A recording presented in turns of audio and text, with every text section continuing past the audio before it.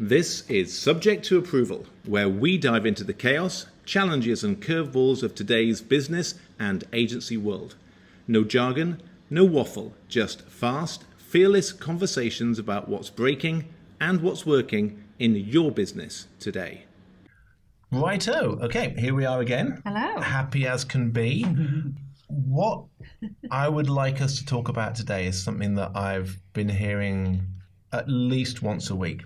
And I've actually been in the room with the people I work with and heard it said. So that the real life example of this is being in a room with a fantastic client servicing team and amazing creatives and seeing feedback from their core client. And the feedback being, you used to give us extra stuff. You used to give us things we weren't expecting. Now you just give us what we ask for. It's kind of the, you don't bring me roses anymore. You don't pay for the roses anymore. Well, yes. And you put the roses in the bin when we did give them to you. So this, and from the client's point of view, this was a fair observation from their point of view, because they're lovely people. You used to give us those extras. Now you don't. We don't feel special. We just feel transactional. Yeah. And every hand in the room went, but that's not fair. We give them extra stuff all the time. We're giving them extra stuff to the point where we've got no margin left. We're giving them add-ons and extras, and we're going so far beyond scope that we barely keep the lights on. How could they possibly say that? That is so hurtful to us. Now, I would have to say both sides were true because they were thinking about it in different ways. So I think it's worth looking in terms of value adds and proactivity, and I tend to get quite transactional. Now, would it be worth, you think, framing proactivity and reactivity from the business perspective and the individual perspective so we know what we're not talking about? I have got so much to say on this. All right, so let's touch on proactivity complaints, right? So like you, I'm having conversations every week with agency leaders and account teams who are getting feedback from their clients saying they're not being proactive. And the client team's response is either, but we are being proactive, or it's, oh my God, that means we have more we have to do. Yeah. Right? And absolutely it's about a misunderstanding of what does that mean. So let's come back to how do you clarify what does proactivity mean and value add mean to your client and to the agency. But before that, I'd like to demystify that proactivity means more. I don't believe it does. Value add can mean different, but it doesn't necessarily mean just getting more stuff done, right? So that's the first myth I'd like to debunk. For any account service person who's thinking, my client asks me to be more proactive, therefore I need a meeting with the strategist, I need to do a quarterly competitive review, I need to get the teams to put together a... Let's have more reviews. Right? Or a quarterly business review, whatever it is. Let's give them a newsletter. That will die in 2 months' time because nobody has the energy for it and nobody's opening it. So it's not that. Please don't just race away and get more stuff out the door. That is not the answer. Okay, and on the individual proactivity and reactivity versus a business level, is that worth breaking out? Definitely it is, because I guess what I'd like to think about here is reactivity is an emotional reaction, and there are real dangers in being reactive. Real dangers. You can put yourself into a psychological state that is not helpful in a workplace. You can get really upset and really triggered. But also, that emotional regulation is really required. So talk about proactivity and reactivity as it relates to emotional regulation. But when we're talking about proactivity and value add as it relates to business, let's stick with that frame. Okay. We'll come back to reactivity later. And I think you make a really good point about it's not necessarily about more. No. So I think we can look at this in two different ways. There's it's not necessarily about more, and I think that's an area that you can speak more knowledgeably than me about. Where are the things and the relationship builds and those touch points and the engagement and the emotion that you can bring that's delivering that proactivity without it being more tangible things, More the newsletter, stuff. the review. But I think even within the slightly easier to grasp more, because sometimes proactivity can be more, sometimes it is the value add, about what the agency versus the client is seeing as that value add. So when the arms went up in the room of, but we give them so much extra stuff, and you ask, well, what is it that you give them that's extra? We go beyond the scope so much. What is it that you give them that is extra? The response is, well, the scope said 4 creative routes and we gave them 6. Yeah. The scope said 3 rounds of revisions and we gave them 5. The scope said 4 touch points and we gave them 6 touch points. So we are giving them value in our time. The scope on the timesheet, we had 200 hours for this project and they used 300. They got so much more. And I think there's 2 elements around that. One is around the visibility of it, but the other is around the value of it. I'd even add to that, there's scope creep and value and 2 completely different things. So I think you're right. So I think even down to the granularity of, let's just use one example, that the scope said 4 routes and we gave them 6 routes. Yeah. Well, chances are, when they're looking at the work, the client didn't know whether the scope was 4 or 6 anyway. True. Their boss certainly doesn't know who they're taking it to. And so those extra 2 routes are invisible. That is visibility. And scope creep. That is scope creep. Oh, totally. But it's not even a recognized scope creep because nobody knows what it's supposed to be in the first place. We gave them 3 rounds of tweaks. Well, but also, if those 2 extra routes are simply slightly different versions of the 4 they got, there's no value to it either. If those 2 extra routes were completely left field, groundbreaking, disruptive ideas, which were, we know what you asked for, and here's 4 answers to what you asked for, but here's what we think you might need. So our extra we're giving you, we're not taking away from what we've agreed. The extra we're giving you is actually value. It's a more strategic approach. It's a disruptive approach. It's an idea that you go, oh, wow, I recognize this isn't what I asked for. I think we need to be careful there too, because those 2 extra routes could be seen as a frivolous waste of your time if it's not actually answering the client's brief and challenges. Yeah. But absolutely. But the chances are the 2 extra routes that are not differentiated at all are certainly a waste of time because they're not doing anything different. That's right. So we spent more time on this because we did an extra round of revisions is invisible. We spent more time on this because we went away and thought strategically about what the question really was and came back with some super smart questions that made the client go, oh yeah, why didn't we think of that? It's the same amount. Value add. But it's the same amount of time. It's still an extra half a day or a day that's going on the timesheet, but it's in somewhere that is not just, it's visible and valuable. Yes. And I think that's the difference between scope creep and value add. Totally. And the reactiveness is almost always scope creep.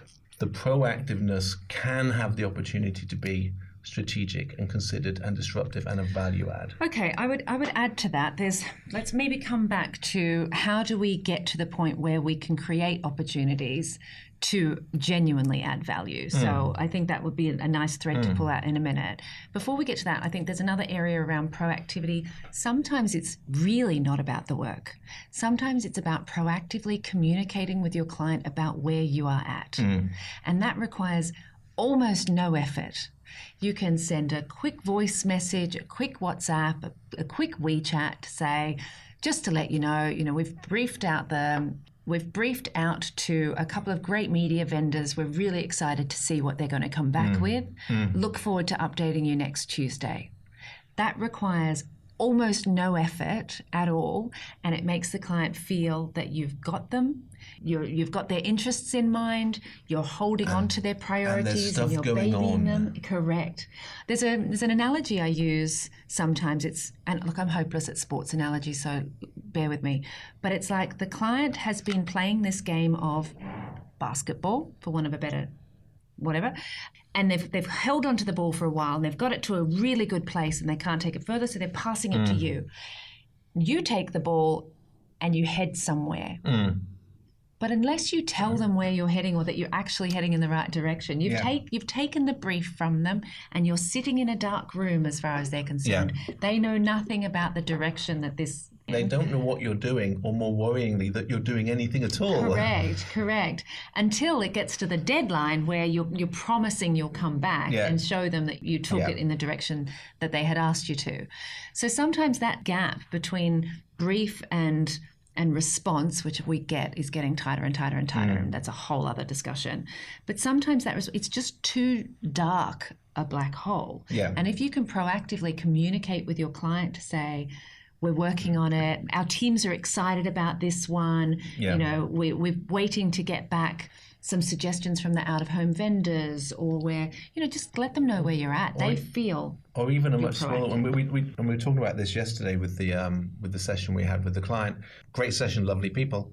Was answering the phone and hearing, I need this by Friday, and answering, yeah, I'll get it done to you by Friday, as opposed to, okay, if I can have till Tuesday, it will be better, more thoughtful, more considered, and a stronger answer to be told, yeah, sure, Tuesday's fine. I actually didn't really need Friday.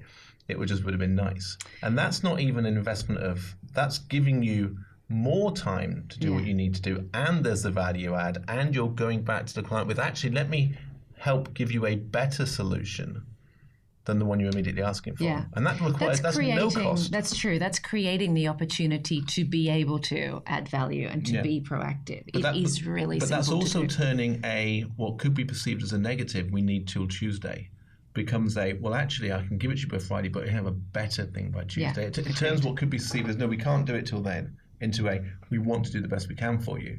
So if that's one example on how to create an opportunity to open up the opportunity to provide good value addition. What are some others? Well, I think that clear differentiation of value, we are still, as an industry, going in apologetically to these conversations. I hear thank you so much for your time today. We know you're so super busy. We'll make sure we finish on time. As well, no, hang on.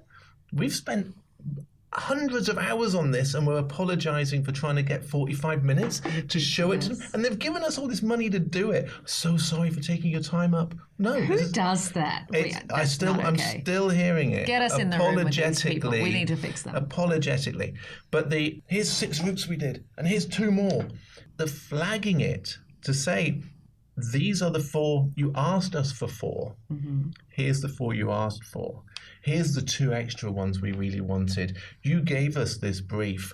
We went away and we had these extra thoughts we had on it. Mm-hmm. Really don't lose it in the mix of what you're sharing. But I think it's worth running this stuff up a flagpole and saying that here's the value add, if it's a genuine value add. Not, we've given you 2 extra routes. Yeah, the same as the other 4. If it genuinely is. I hear you. I want some more examples, because the reality is there's no agency that's coming out with the 4 that were briefed and the 2 extras. No, that isn't happening. But I think they are coming with the extras, but they're not even showing them as being the extras. So there's a couple of things in here. One, be proud of the work. Absolutely. Right? So be passionate, enthusiastic, and unapologetic. Yeah. Be confident in your capabilities. So show up with that energy of, we are here to bring you something that we're excited about. Yeah. So that's really important, that framing of bringing it. And then the second thing is, making sure that what you're bringing is different. Yeah, it's genuinely a value add. Yeah, genuinely a value add.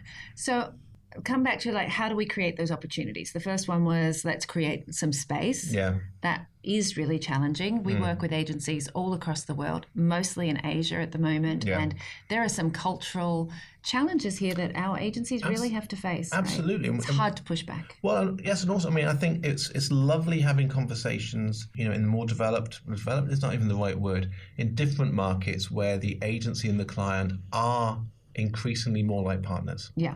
When we move to Indonesia, we move to India, we talk in Pakistan, the agency is a vendor, and there is a high, I don't always agree with Steve. It's shifting, but I think there's a place where it is harder to add in that proactive, well, how about this thing? When the client's answer is, no, just do what you were told. Or the person you're speaking to at that hierarchical level isn't able to appreciate or pass on, or will that extra value adds that you're providing for that person even get to their boss?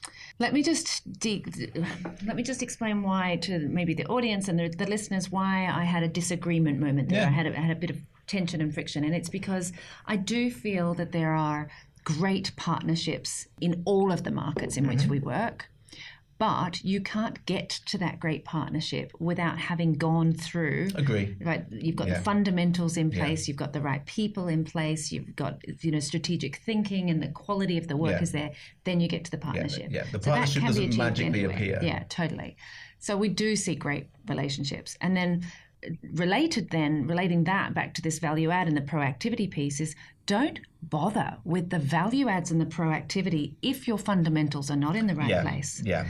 Or if you are not working towards being in a great partnership with the client, because you will get responses of like, just focus on what we asked you to do. I didn't ask you to do that. Yeah. So get those fundamentals, like executional excellence. Yeah, you're right. A value add doesn't cover up getting the thing you were actually asked to do wrong. Yeah, correct. All right. So how else do we create opportunities to add actual value? Understanding need versus ask. Beautiful. So Tell me we've talked more. a lot about, well, how can I value add to the client when I don't know what they want?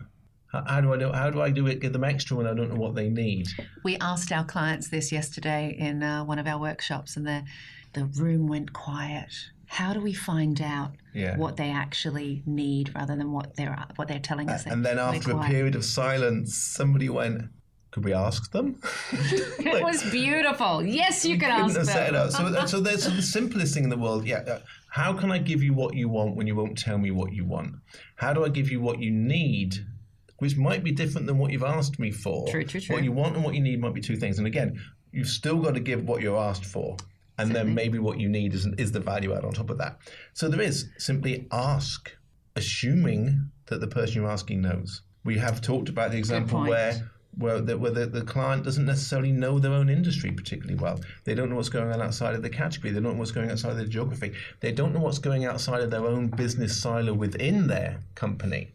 So they don't necessarily know. And it is dangerous to project the client must have thought of this already. If they didn't ask for it, if they didn't ask me about this, they must have already discounted the idea and assuming that they know. And the clients are just as busy as the agencies surviving and keeping their heads above water. So where else can you look? Ask them, of course. The strategic focus, direction, where the investment's going, where the resources going, where the business is headed, it's written in the annual reports. It's there. It comes out on the Google News. It comes out on the investor statements. It's there. And whether that's cascaded down to your individual client, but you can take that and go, well, the business says it's moving into this market with this category, with this product. We can take this to the fore in what we're saying. Totally. Then there are, what are all the competitors doing? Again, we make the assumption that our clients know exactly what their competitive set is doing. And we had this really nice conversation yesterday about, is your client contact's competitor really the other brand? Or is it the other people in theirs or close by teams? What really is the competition? What are they really trying to achieve? What really matters to this person? Exactly. Sometimes it is brand growth. Sometimes it's making their boss look good.